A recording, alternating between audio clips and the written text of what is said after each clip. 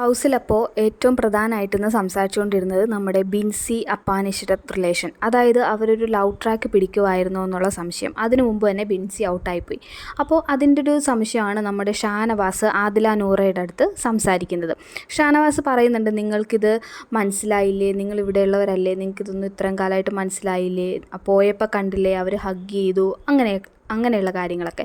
പിന്നെ അത് മാത്രമല്ല, ഇതിന് മുന്നേ നടന്ന ചെറിയ ചെറിയ തമാശകളായിട്ടുള്ള കാര്യങ്ങൾ പോലും വളരെ സീരിയസ് ആയിട്ട്, അതായത് അവർ ഒരു റിലേഷൻഷിപ്പ് സ്റ്റാർട്ട് ചെയ്യാൻ പ്ലാൻ ചെയ്തു എന്നുള്ള രീതിയിൽ ഷാനവാസ് അവിടെ സ്ഥാപിക്കുന്നുണ്ട്. അപ്പോൾ ആദില നൂറപ്പോൾ തന്നെ പറയുന്നുണ്ട്, അത് അവരത്രയും ക്ലോസ് ഫ്രണ്ട്സ് ആയത് കാരണം ആയിരിക്കാം പോയപ്പോൾ ഹഗ് ചെയ്തതൊക്കെ. അതൊക്കെ സാധാരണമായി ഫ്രണ്ട്സ് തമ്മിൽ ചെയ്യുന്ന കാര്യമല്ല, അത് പുതിയൊരു കാര്യമൊന്നും അല്ലല്ലോ.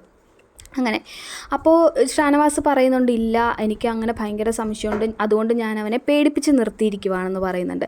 അതായത് ഷാനവാസ് അപ്പം തന്നെ പറയുകയും ചെയ്യുന്നുണ്ട്, അതെൻ്റെ ഗെയിമും കൂടെയാണ്, അതുകൊണ്ട് ഞാൻ ഒറ്റയടിക്ക് അവനടുത്ത് ഇത് എതിർക്കുന്നില്ല, അതെൻ്റെ ഗെയിമാണ്. കാര്യം ഏതൊരു മനുഷ്യനാണെങ്കിലും കുറച്ച് പേടിയുള്ള കാര്യമാണ് ഇങ്ങനെ ഒരു കാര്യം പുറത്തെത്തുക എന്ന് പറയുന്നത്. കൂടാതെ നമ്മുടെ ശരത്തിൻ്റെ വൈഫ് പ്രഗ്നൻ്റ് കൂടെയാണ്. അപ്പോൾ ഇങ്ങനൊരു കാര്യം വരുമ്പോൾ ശരത്ത് എന്തായാലും പേടിക്കും. അപ്പോൾ ആ ഒരു കാര്യം പറഞ്ഞ് ഗെയിമിന് വേണ്ടിയിട്ട് ഷാനവാസ് പേടിപ്പിച്ച് നിർത്തുന്ന പോലെയാണിത്.